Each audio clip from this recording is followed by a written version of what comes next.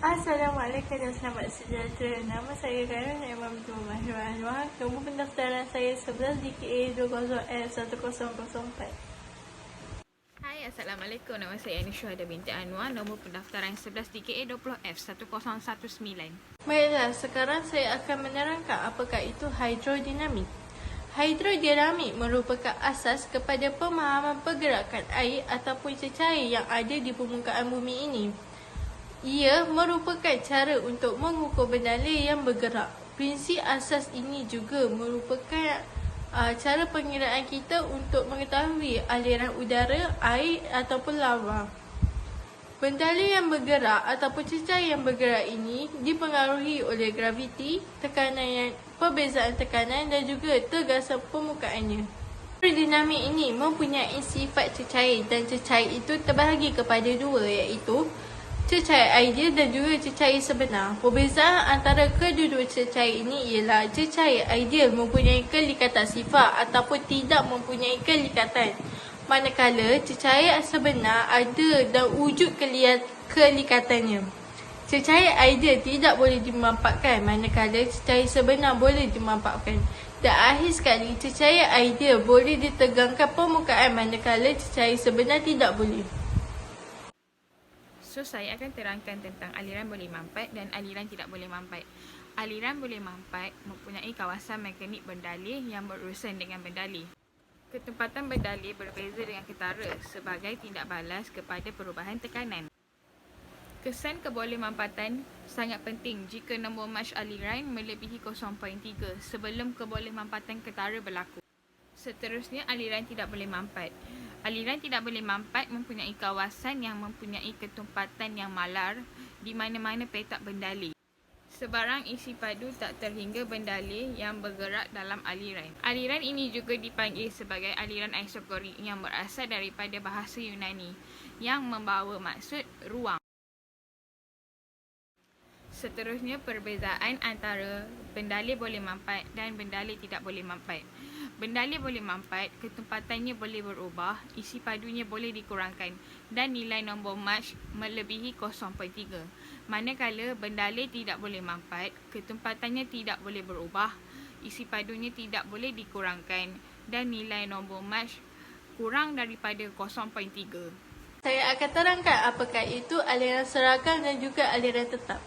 Aliran bendalih seragam ialah di mana setiap zarah bergerak sepanjang garis alirannya dengan kelajuan malar dan di mana keratan rentas setiap tiub aliran kekal dan tidak berubah.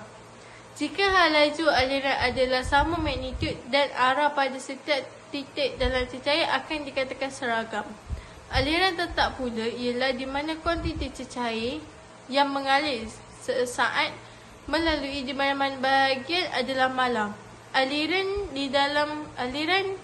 yang dalam keadaan hal laju, tekanan dan juga keratan rentas mungkin berbeza dari satu titik ke titik yang lain, tetapi dia tidak akan berubah mengikut masa. Aliran dimensi pula mempunyai tiga jenis dan sifat bentuk yang berbeza. Ia merujuk kepada bilangan ruang yang diselaraskan dan yang diperlukan untuk mengambil aliran dimensi. Dimensi 1, kita hanya akan menampakkan panjang sahaja. Manakala untuk 2 dimensi, kita akan menampakkan panjang dan juga lebar. Untuk 3 dimensi, kita akan nampak bentuk keseluruhan objek iaitu panjang, tinggi dan juga lebar. Kita mempunyai 2 sistem iaitu sistem terbuka dan juga sistem tertutup.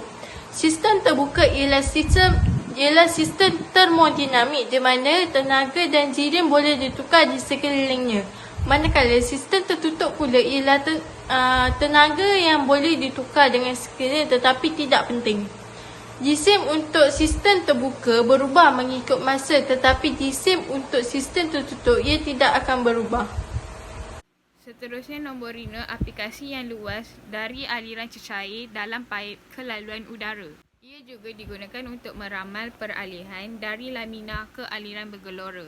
Selain itu, ia juga digunakan dalam penskalaan situasi aliran yang serupa tetapi berbeza-beza model.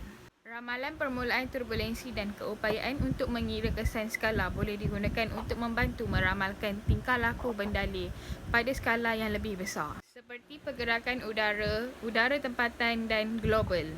So di sini ada satu contoh soalan.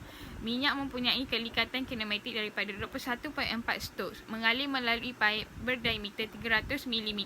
Tentukan jenis aliran jika pelepasan melalui paip ialah 15 liter per kinematik viscosity perlu ditukarkan kepada meter cube per second. Contohnya 21.4 stokes perlu didarabkan dengan 10 kuasa negatif 3. Diameter pula perlu ditukarkan kepada meter. Contohnya 300 mm bahagi dengan 1000 untuk dapatkan 0.3 meter. 15 liter per second perlu ditukarkan kepada meter cube per second, iaitu bahagikan dengan 1000 untuk dapatkan 0.015 meter cube per second dan boleh dijadikan sebagai discharge, iaitu Q. Untuk dapatkan area perlu gunakan formula pi d kuasa 2 bahagi 4. So D boleh digantikan dengan 0.3 meter. Contohnya pi darab 0.3 kuasa 2 bahagi dengan 4 untuk dapatkan jawapan 0.071. Untuk dapatkan V, perlu gunakan formula Q sama dengan AV. Untuk Q kita gantikan dengan 0.015 dan A 0.071 dan boleh dapatkan V iaitu 0.211. Untuk dapatkan nombor Reynolds, RE sama dengan VD bahagi dengan kinematik viscosity.